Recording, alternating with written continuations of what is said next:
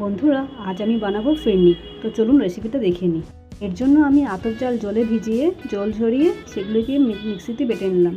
একটু দানা দানায় বাটতে হবে, পুরো পাউডার করলে চলবে না। এরপর আমি সেই চাল গুঁড়োর মধ্যে দুধ দিয়ে দিলাম, যাতে ফ্রাই প্যানে সেটি লেগে না যায়। এবার দেখুন, দুধ দিয়ে একটু ভিজিয়ে রাখলাম। এরপর আমি একটা ফ্রাই প্যানে দুধ গরম করলাম। দুধটিকে গরম করার পর তাতে আমি চাল গুঁড়িগুলি দিয়ে দিলাম।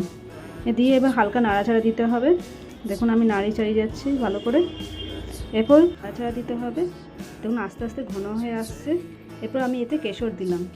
কেশর দিয়ে আবারও ভালো করে ননস্টপ নাড়াচাড়া দিতে হবে, যাতে একটু ঘন হোক। দেখুন, আস্তে আস্তে ঘন হয়ে যাচ্ছে। এরপর আমি এর মধ্যে হাফ কাপ চিনি দিলাম।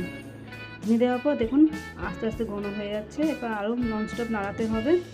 দেখুন, নাড়িয়ে চাড়িয়ে এর মধ্যে আমি এবার এলাচ গুঁড়ো দিলাম। এলাচ গুঁড়োকে থেতো করে তার মধ্যে দিয়ে দিয়েছি, যাতে ফ্লেভারটা ভালো করে ফুটে আসে। এরপর আপনাকে আবারও নাড়াতে হবে।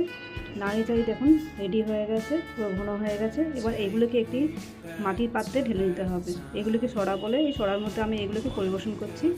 এরপর কিছুক্ষণ এটিকে ফ্রিজে রাখতে হবে। ফ্রিজে রেখে আপনি 10-15 মিনিট তারপর আপনি এটা পরিবেশন করতে পারেন। খেতে খুবই সুস্বাদু হয়। ট্রাই করে দেখবেন বন্ধুরা। Thank you.